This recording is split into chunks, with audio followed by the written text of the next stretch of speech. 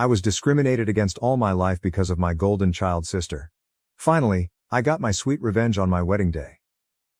I faced discrimination my entire life because of my golden child sister, and she even tried to walk down the aisle at my wedding. Finally, I got my revenge. My parents always favored my sister, and it was far from subtle. If she accused me of something, they'd believe her and punish me. But if I accused her, even with undeniable proof, they'd give her a lighter punishment and find a way to scold me too.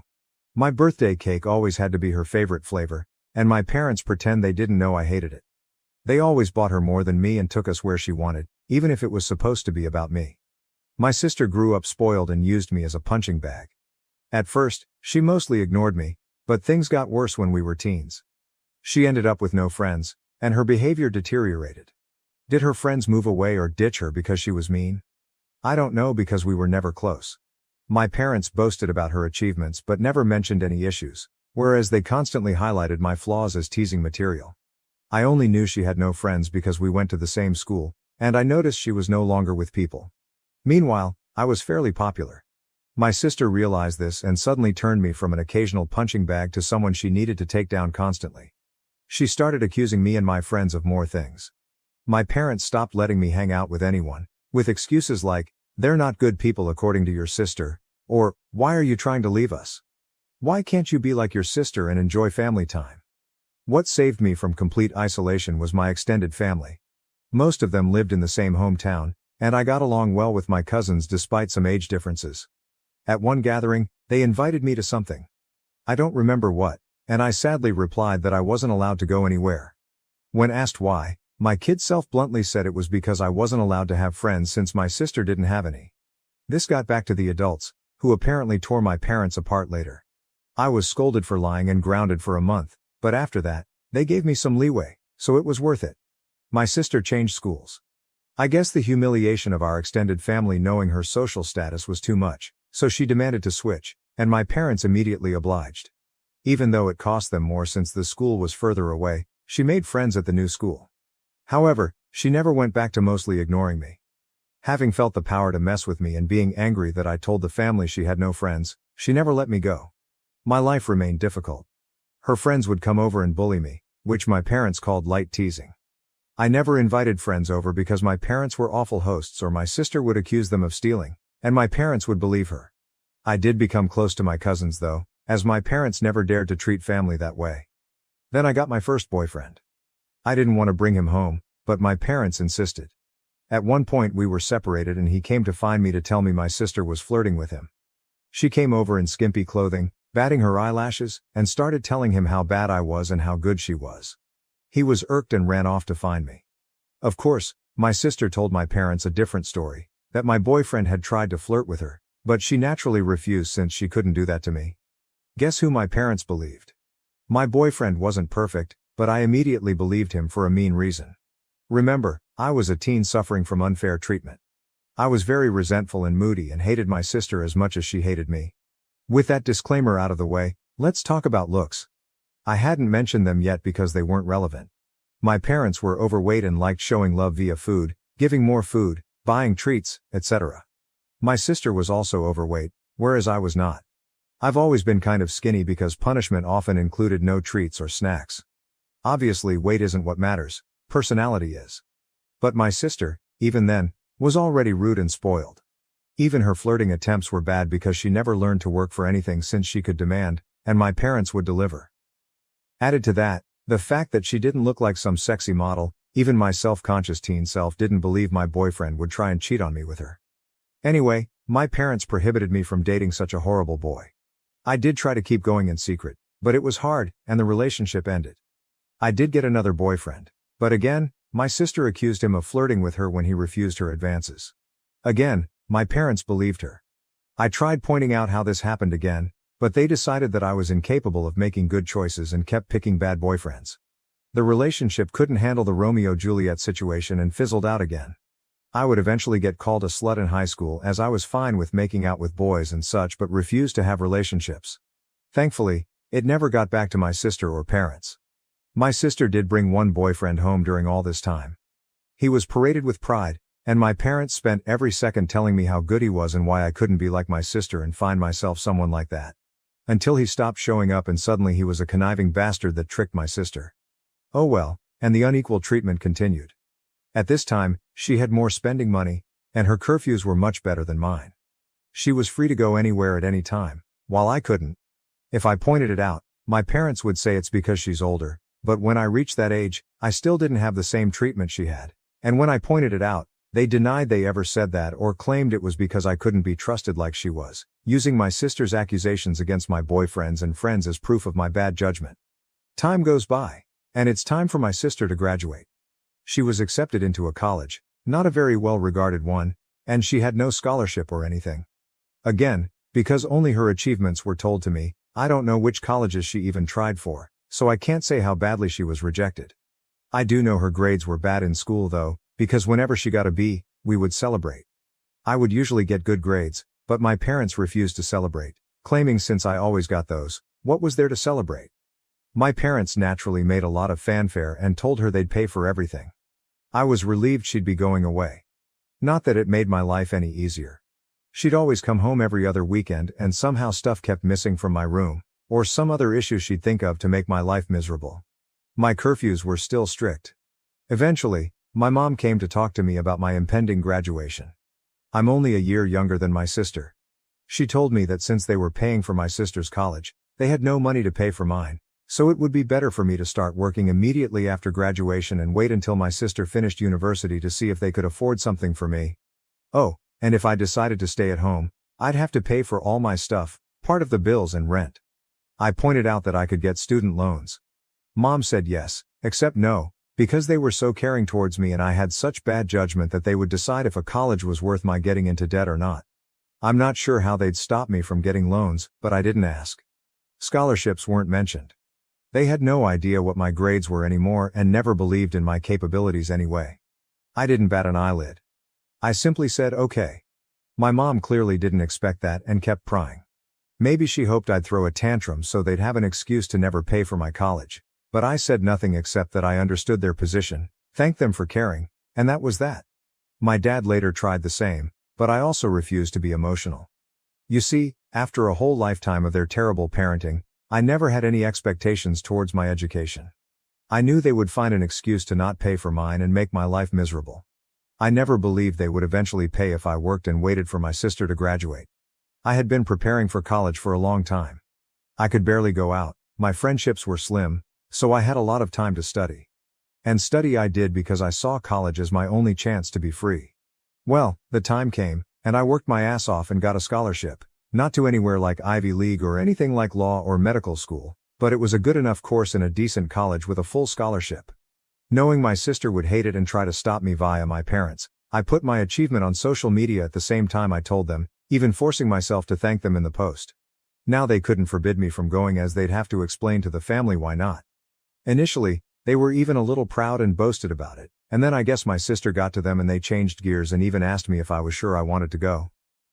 They let slip that my sister wasn't doing well in college, and since she was smarter and had better judgment than me, I'd suffer worse. I obviously stuck to my guns. They weren't happy but couldn't do anything. College was my savior. I started being happy. I still contacted my parents and visited on holidays and such, but since they refused to pay for anything, I could excuse not going a lot due to money. During this time, I avoided introducing any man to them, and my sister stopped going to college. I know she didn't graduate because, again, they'd have made a fanfare about it. She moved back home, paying no bills or rent, but it's different, my parents said, and started working at the same company as my mom, obviously thanks to my mom pulling strings. This was all presented to me as a point of pride. Almost there, I promise. I met my husband around this time. You know those people who say, if I were in that situation, I'd have done something. My husband is the type who actually does. I'm the type who is meek and a doormat in any situation and then can't sleep at night wishing I had done something, had thought of something witty to say, etc. I'm the person who can't help but cry when I'm angry. My husband is the guy who claps back immediately. He loves drama and loves to resolve it. He's the guy that if he doesn't immediately reply to a slight, you better start worrying because he won't forgive and forget, he's just doing something worse for revenge. He's the one who wanted me to post here and wanted to post on a nuclear revenge board too but decided what we did wasn't nuclear. People were baffled that I got together with him, But just because I was incapable of acting like him due to my upbringing, it didn't mean I didn't like it. I love that my husband does what I can't, and he treats people well as long as they do the same to him. When we discussed marriage, we decided we didn't care much about the ceremony due to our budget, as we'd rather spend on a dream trip to Europe for our honeymoon. As for where to do it, since his family was spread out and mine was still mostly concentrated in my hometown, we decided to do it there. We weren't living too far off either, so we could take some long trips during the weekends to manage stuff. Plus, there was some work flexibility, so we could stay in my hometown for a bit too if needed. We sent out the engagement announcement and the save the date for a few months later. At this point, my parents naturally demanded to meet my man. I wanted to grow a spine and refuse, but was having a hard time. The distance had made me think maybe my parents weren't so bad. Well, my husband looked like I had canceled Christmas when I told him I would at least ensure they were never alone with him. See, he had been getting ready for this. He even bought a high-quality recorder he could hide in a pocket to record it all. He was stoked thinking of all the ways he could refuse my sister's advances, insult her, and then spread the recording of her attempts to my family. So off he went alone and excited to meet them, and came back later euphoric. Babe, you won't believe the awful things they wanted. Babe, we can screw them over so bad. There's so many possibilities. I was confused and wanted to hear the recording, but he smartly told me it was better to listen to him first or else I'd misunderstand him. Well, he went there, and instead of flirting, my parents and my sister sat him down. After some grumbling about not being okay with him, my judgment, etc., they proclaimed they were willing to pay for my wedding on one condition. My sister would walk down the aisle. My parents insisted that my sister would walk down the aisle at my wedding first, in a wedding dress. Their excuse was that it wasn't okay for a younger sister to marry first, so it was only fair if my sister at least had the experience of it, at my venue, with pictures being taken, in the dress, and she'd even have a cake later. My husband will now type his part. Hey, vengeful husband here.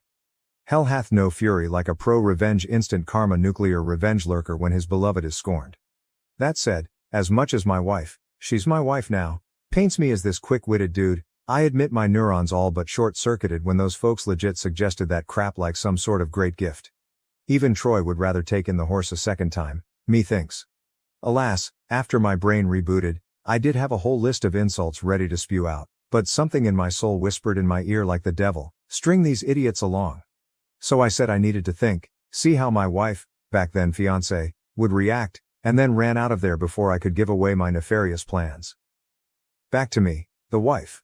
So my husband sincerely recounted how my parents wanted even my wedding to be about my sister, with a grin on his face and the recording to prove it. I was shocked.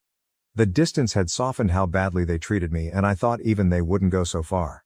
Thankfully, my husband insisting on the angle of revenge helped me not go to a bad headspace. We had a blast thinking up ways to screw them over, from ridiculously outlandish to what we thought was feasible. We then called his much more level-headed brother when we decided on a plan. It involved having 2 venue addresses, giving them the wrong one, etc. Well, the level-headed brother scolded us for it. While he acknowledged he would never be able to convince us to avoid retaliation, he at least showed us that something like that would be hard to pull off. Some of our other ideas were also at risk of getting us sued, so we eventually settled for the most benign plan: act like we agreed, but then hire security and don't let her in. Obviously, if that was all, it wouldn't be pro-revenge.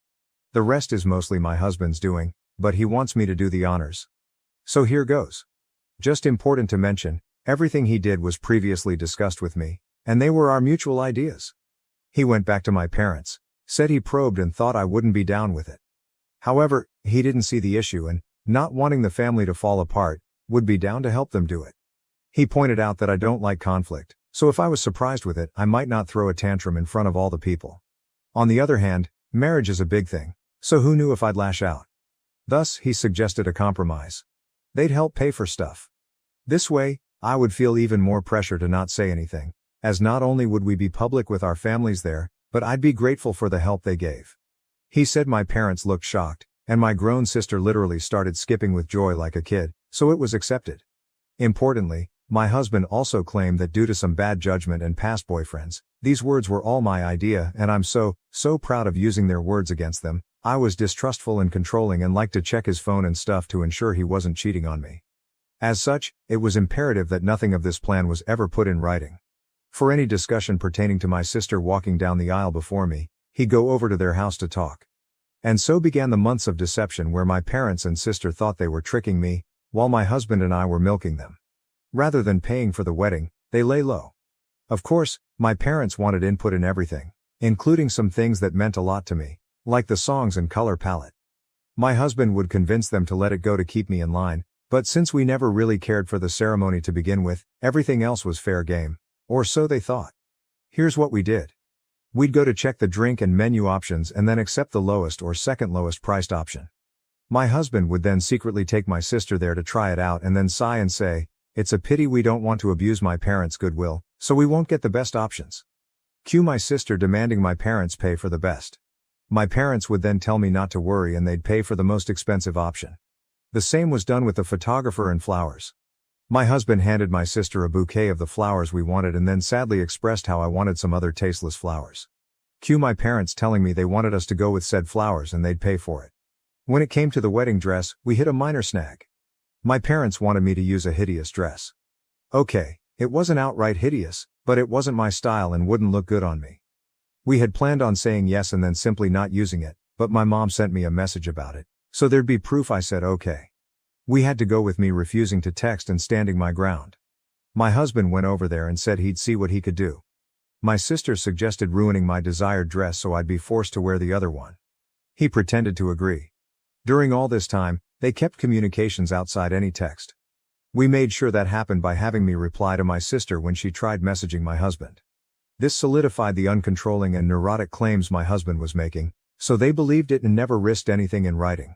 Some people might not like the thought of their partner going around and talking badly about them to family, but I'm such a doormat that the thought of being painted as this controlling and dangerous person is extremely funny to me, and I egged him on to do it.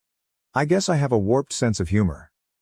Oh, and my sister did try to flirt with him, but he acted conflicted to really sell that he was with them. My husband would pretend to tell them things without my knowledge, but he never told them we hired security. It was really funny. My husband and I, who had sincerely considered a courthouse wedding to focus costs on our honeymoon, ended up having this extravagant, expensive wedding and barely spent a dime. We called it back to pay for emotional damages from my parents. I think my husband, okay, he just confirmed I'm right, was enjoying the whole trick more than planning our wedding. I didn't think it was possible to witness a guy beaming at the thought of wasting his whole Saturday doing a car trip to discuss wedding details with his in-laws, but here we are. Soon the day came. The plan my parents, sister and husband had come up with was to wait until everyone was seated since the bride always comes out late. They'd have my sister arrive at that precise time to avoid me seeing her and trying to stop it, and she'd walk down the aisle. By the time I heard what happened, it would be too late to do anything. As for my dress, we saved some of the leftover fabric from my dress alterations. My husband took that to my parents' place, my sister still lives with them, and showed them as proof he'd ruined the dress, then said he had to go back to me as I was raging and he needed to calm me down. He told them he'd see them at the wedding. We made sure to keep our real security hidden initially. As the guests and my parents arrived, they only saw a woman with a list of names to check. Only after my parents had settled in did we bring out the actual security, a guy who looked like a bodyguard. We instructed him not to let my sister in and promised a generous tip if he kept our instructions confidential. Soon, the moment arrived. My parents got a text that my sister was less than 5 minutes away, so my dad signaled for the ceremony to start. My bridesmaids had been prepped to follow his lead, so they did without checking with me. After they all took their places, my dad stood at the entrance, waiting for me. During this, a friend not in the wedding party texted me to get ready, to avoid suspicion if my husband or bridesmaids started texting. This friend, my husband's ally, was as eager to stir drama as he was and didn't mind not being a bridesmaid. As soon as my dad took his position, the bridal song began. The doors opened and I entered. My dad was shocked to see me. He tried to look behind me but couldn't see the venue entrance from where we were, so he had no idea what had happened to my sister. Then his phone rang. I saw the caller ID, and it was her. He left me with a mumbled, "Something came up." Gasps and confusion filled the room. The friend on the plan loudly asked what happened. I lied and said tearfully, "He told me it wasn't supposed to be me there." My husband and I had agreed that if my dad abandoned me, I should say that to make him look as bad as possible. The tears weren't just acting. I was genuinely hurt and trying not to cry. The friend then loudly asked, "What did he mean by it shouldn't be you?" So that everyone could hear and spread it. Then she said, "I will go and check," and ran off. We planned this so she could create chaos with the security and prevent my dad from returning to stop the ceremony. Eventually, my mom also left. At this point, my husband's dad quickly ran over and took my arm. He'd been forewarned he might need to. His desperate run to me made me smile. I walked down the aisle to whispers as people discussed what had happened. Some left to check as well. When I reached my husband, all was well. He comforted me, joking that my sad face was so real I deserved an Oscar, and reassured me he'd deal with my parents for what they did. We got married without any further issues. My parents didn't come back. I noticed a lot of people leaving and returning during the party, but no one dared tell me what was happening. Someone whispered in my husband's ear and he went out. He returned later with a thunderous expression but whispered to me that he needed to go hide before he broke character and started smiling. It worked. Here's the summary from friends, family, the security guy and my husband that I got afterwards. My sister arrived in a wedding dress. The security refused to let her in as we had agreed. He told her she must be at the wrong venue because there was already a bride. Yes, we tipped him very well as promised. My dad tried threatening him with the police, claiming he'd never heard of him, so he couldn't be working there. The security agreed to call the police since he was hired by us and was just doing his job. My dad realized it would be too late and tried to demand that he let my sister in. At this point, the friend came over, started shouting and insulting my sister, and asking what was going on, basically stalling. My mom soon arrived, followed by others. By then, the wedding plan was ruined. All my parents could do now was damage control, as everyone who learned about it was horrified they'd try to pull it off. People started screaming and berating them. The three naturally said it wasn't a secret and blamed my husband. When he was called over, my husband put on his best confused look and denied everything. To quote him, "Gaslight, gatekeeper, girl boss, LOL." He denied ever agreeing to such a ridiculous plan. When they insisted he demanded proof, and of course, they couldn't provide any. All the text exchanges they could show were about normal wedding decisions. My sister was scream-crying and apparently sat on the floor kicking her legs like a child. My dad looked like he wanted to hit my husband, but security and other people held him back. Naturally, they claimed they had no proof because my husband told them not to text. My husband laughed and said, "Wow, how convenient, huh?" Then he repeated, "Why would I ever agree to something so messed up?" He ripped into them about being terrible parents and said he wasn't going to let their stupid plans and lies ruin his wedding, then went back to me. No one believed them. The venue had cameras, but they wouldn't show me the recording as it was only for security purposes. However, some people filmed parts of it. Watching my parents and sister get torn apart by everyone who came out to see the drama was delightful. After years of being accused of things and not being believed, seeing them get a taste of their own medicine was one of the best wedding gifts. My mother was crying, my dad kept changing from purple to white, and my sister was still on the floor crying and screaming. They kept insisting that my husband was in on it, but people kept asking why he would agree, why there was no proof, and why they wanted my sister to do this at my wedding. They had no good answers. Eventually, they were told to leave and had no choice but to do so. My dad apparently had to drag my sister up as she refused to leave the ground. Again, people said nothing to me all night. I guess they wanted to spare me, and maybe it's because I was the bride and not just a guest for once, but it did feel like everyone was making an extra effort to be nice, positive, and excited about everything. My husband says all the expensive food and drinks they were eating certainly helped, LOL. We had a blast. My husband kept up the forced angry face for only a short while before breaking out in smiles again. After that, we went to the hotel to catch some sleep before heading off on our honeymoon.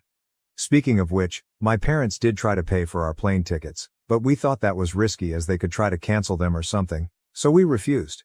Since then the three of them have tried to contact me.